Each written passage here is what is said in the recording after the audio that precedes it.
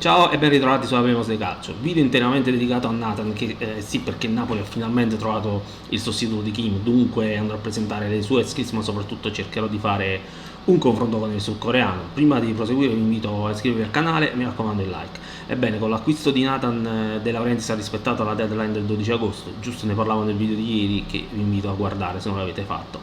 Il Napoli sta facendo le cose con calma, o per dirla alla Benitez in pausa. Va bene così.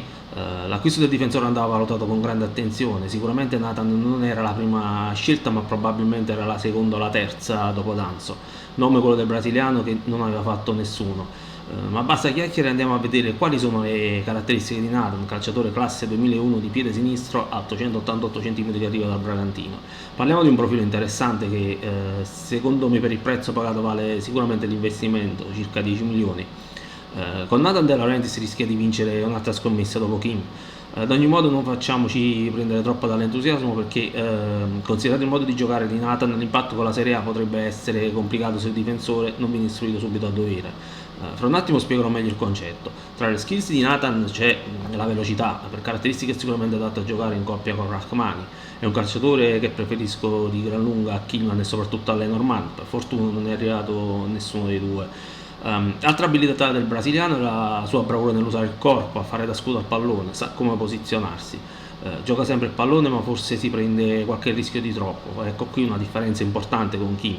Se il sudcoreano ha dato solidità al reparto è anche perché non ci pensava su due volte quando c'era da spazzare il pallone e pulire l'area di rigore. Nathan ha un'altra dote che però può rivelarsi un'arma a doppio taglio, esce meravigliosamente palla al piede ed è di quei calciatori che ti possono trasformare l'azione da difensiva in offensiva anche sfruttando la sua velocità. Attenzione però, Nathan deve capire bene la differenza tra il calcio brasiliano e quello italiano. In Serie A il pressing è di ben altra intensità, quindi spero non si fidi più del dovuto della sua tecnica e capisca che nel campionato italiano è meglio evitare dribbling in zone pericolose del campo. Altra cosa da aggiungere, è pulito negli interventi, ma attenzione a valutare bene quando entrare in tackle.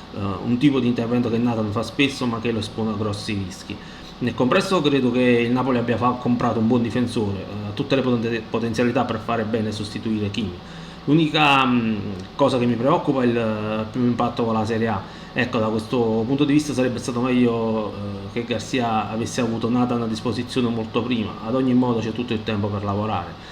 Diamo fiducia a questo ragazzo che, ricordo, dovrà abituarsi a metodi di allenamento differenti, così come l'alimentazione e tutto il resto, ma qualcosa mi dice che a fine campionato esprimeremo tutti un giudizio positivo su Nathan. Mi sarebbe piaciuto vedere Danzo a Napoli, anche perché difensore leggermente più esperto e soprattutto abituato al calcio europeo. Tuttavia per caratteristiche Nathan non si differenzia molto dall'austriaco e ho la percezione che sia più veloce. Comunque vabbè, mi sono dilungato troppo, ribadisco la mia fiducia sul nuovo difensore del Napoli. Ancora una volta vi invito a iscrivervi al canale, dare un like al video e naturalmente fatemi sapere la vostra opinione con un commento. Noi ci vediamo alla prossima volta, ciao!